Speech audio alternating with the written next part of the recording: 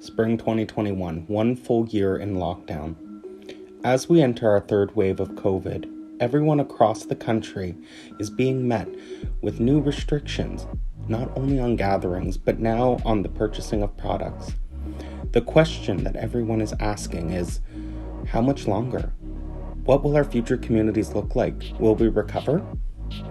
It is clear that the years of 2020 and 2021 have made their marks on history for all the wrong reasons. The novel coronavirus and its subsequent strains have affected all of us and have changed our lives for the foreseeable future. Yes, this pandemic is awful, and we have lost so much, not just precious time, but unfortunately loved ones as well. However, it has been said many times that true community is made during a crisis, and no doubt every community in Ontario and Canada are filled with such stories. But today I would like to shine a brief spotlight on my community of New Tecumseth. I have lived in New Tecumseth throughout my formative life. I have family here. I have made relationships here. I grew up here. In short, I care and love my community. My name is Evan Vatchery, and I have been studying at the University of Waterloo in the Economic Development and Innovation Master's Program. When we started this academic journey in 2019, I didn't realize that the data and information we investigated would have such an eerie world example. But of course, that was before COVID-19. The town of New Tecumseth is a community based in Simcoe County, and it is an amalgamation of three distinct communities: Alliston, Beaton, and Tottenham. New Tecumseth was and still is one of the fastest growing communities in southern Ontario. To get a real perspective of how COVID has affected the economic health of this community, I had to meet with someone whose job it was to care for it. This is where I met Darcy. My name is Darcy Burke-Bishop. I'm the Economic Development Officer for the town of New Tecumseth, and that includes the communities of Alliston, Beaton, and Tottenham. In terms of what makes New Tec a good place to do business, what makes it attractive to companies, to entrepreneurs, we are a growing community. We are slated to grow fairly substantially relative to our size for the next number of years, up to 56,000 people. With that will come growth to 26,500 jobs. We're already a fairly thriving auto manufacturing hub in the province, with Honda of Canada manufacturing being sort of the obvious example for our area, and then their supply chain has a lot of their suppliers are located within New Tecumseth as well. F&P Manufacturing in Tottenham, and a number of others in very close proximity to the Honda plant. From a small business entrepreneurship side of things, the residential growth that we're experiencing is really driving a lot of interest in setting up shop in New Tecumseth.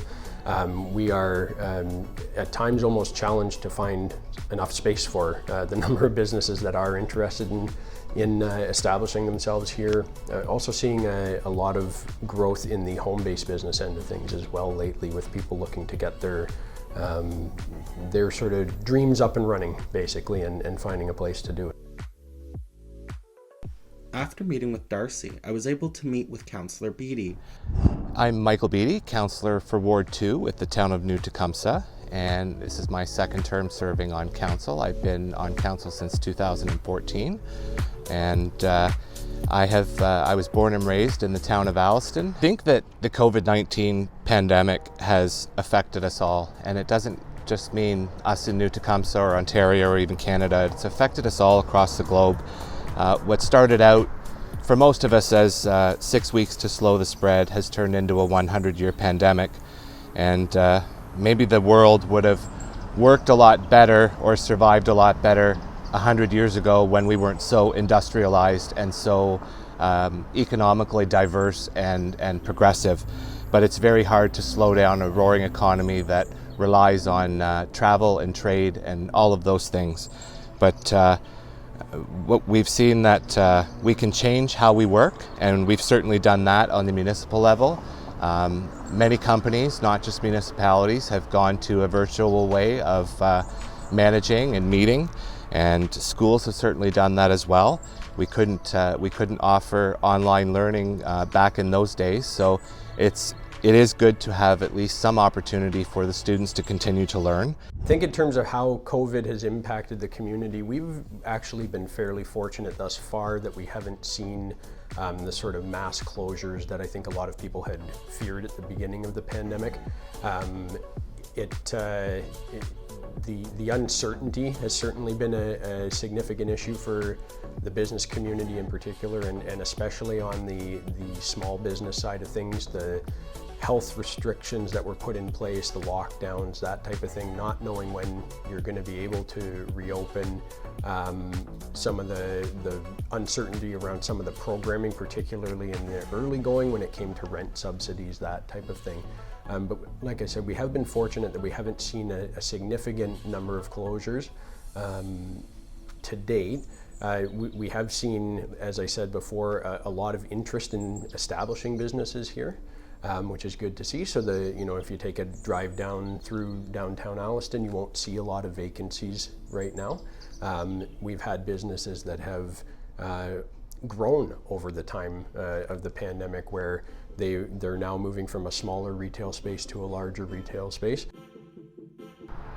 Certainly our small businesses, small, medium-sized businesses have been the hardest hit over the pandemic, but some of those small businesses have been the ones that have evolved and leaned into it the most and found ways and means of leaning into the hard times and making the most of them.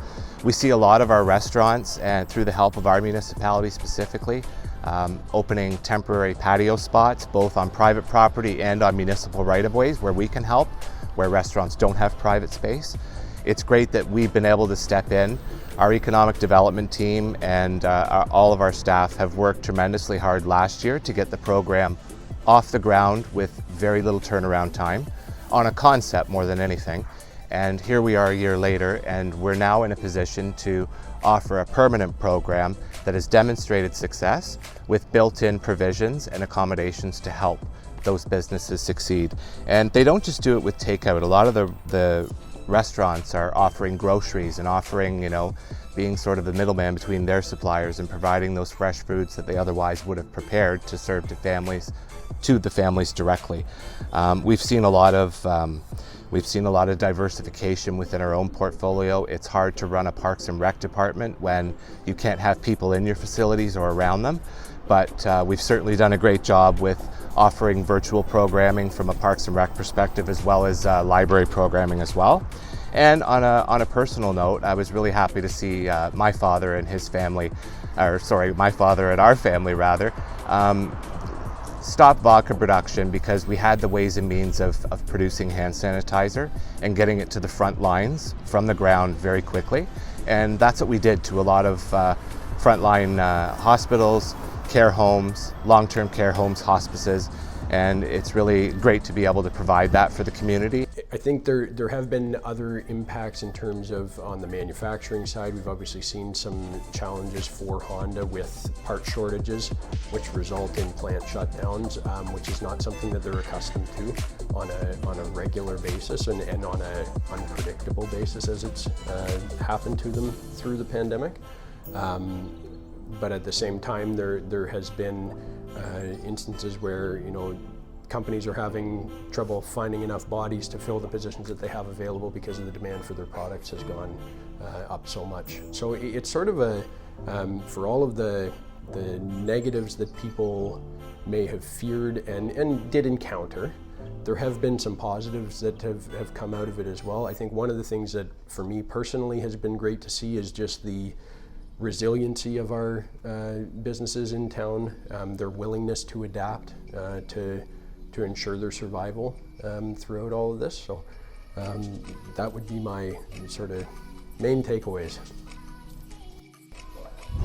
So in terms of how I think this time is going to be remembered, I think I've touched on it a bit already, but really as that that accelerator of change that we had seen in certain sectors really progressing very rapidly because of this.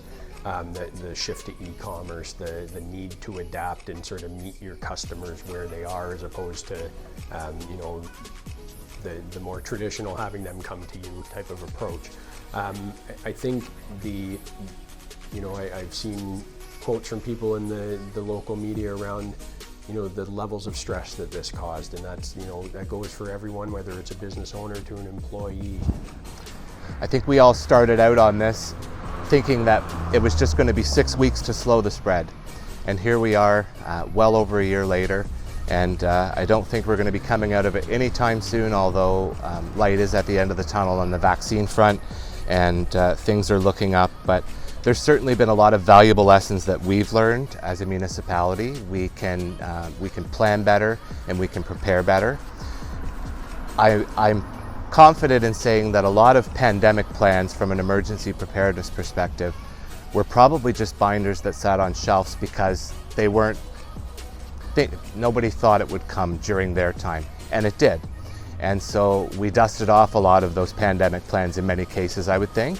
But when we put those plans back, we'll put them back with a lot of lessons learned and a lot of best practices and a lot of immediate measures and supports that we can put in place to support our residents on multiple fronts.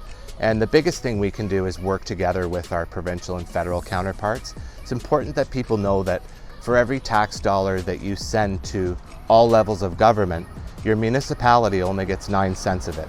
And they look after your parks, recreation centers, culture, roads, water, sewers, you name it, the list goes on. We have the largest portfolio of responsibilities and frontline services that are directly related to you, with the smallest share of that tax dollar. So it's truly a hats off to the staff that I work with and the people that I serve along with on council, that we're able to be as resilient as we are, and we'll continue to do that.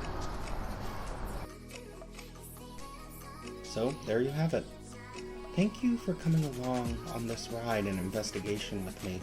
It is clear that New Tecumseth has been changed by COVID-19, but has risen to the occasion with the same determination and resilience that has sustained this community in the past.